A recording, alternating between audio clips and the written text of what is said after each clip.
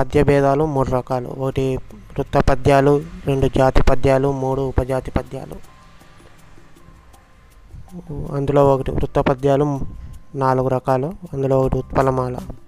ఉత్పలమాలకి భరణ బబరవ అనే గణాలు ఉంటాయి. మొత్తం 20 అక్షరాలు. 10వ అక్షరానికి ఎత్తి స్థానం ప్రాసనియమం ఉంటుంది. ఉత్పలమాల గుర్తుపెట్టుకోవడానికి షార్ట్కట్ ఉభయ ఉత్పలమాల బబర బరవ. దాంట్లో మొదటి అక్షరాలు తీసుకుంటే ఉభయచరం అని గుర్తుపెట్టుకుంటే బా. కాబట్టి ఉత్పలమాల అంటే భరణ బబరవ. రెండవది చంపకమాల. దీంట్లో నజబజ జజ్రా అనే గణాలు వస్తాయి. దీనికి 21 అక్షరాలు, 11వ అక్షరం ఎత్తిస్తాను. ఉత్పలమాల కంటే 1 ఎక్స్ట్రా వస్తుంది అన్నిటికీ. దీనికి షార్ట్కట్ చెంప బజాయించాడు అని మనం గుర్తుపెట్టుకుంటే సరే బాగా గుర్తుంటుంది. చెంప బజాయించాడు, నజబజ జజరా. ఇంకోటి శార్దూలం అంటే పులి మాంసం తింటుంది కాబట్టి మాంసము పులి. మసజస తతగా అనే షార్ట్కట్ గుర్తుపెట్టుకుంటే ఈజీ గుర్తుంటుంది. దీనికి 19 అక్షరాలు ఉంటాయి. 13వ అక్షరానికి అతి స్థానం ఉంటుంది. ఇంకోటి మత్తేబము అంటే ఏనుగు.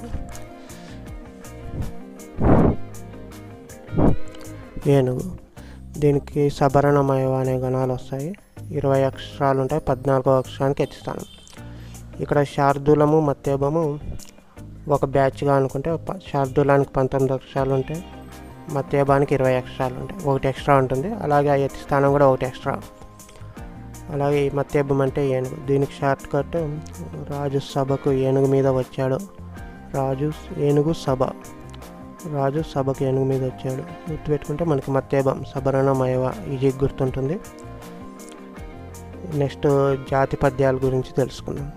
జాతి పద్యాలు అంటే కంద పద్యం. ఇవి సంస్కృత పద్యాల కిందకే వస్తాయి. దీంట్లో 2 ఉంటాయి, కంద పద్యము, ద్విపద. కంద పద్యానికి షార్ట్ కట్ గుర్తుపట్టడం ఈజీ. ఇందులో 1 చిన్న లైను, 1 పెద్ద లైన్ వస్తాయి. మొత్తం 4 లైన్లు ఉంటాయి. దీనికి నలగగ భజస అనే చతుర్ముఖ గణాలు కలిగి ఉంటుంది. దీనికి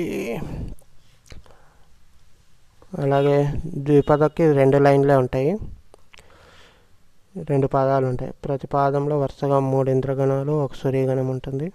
యతి స్థానాలు అన్నీ ఉంటాయి. ఇవన్నీ సంస్కృత పద్యాలు కాబట్టి అన్నిటికీ యతి ప్రాస ఉంటుంది.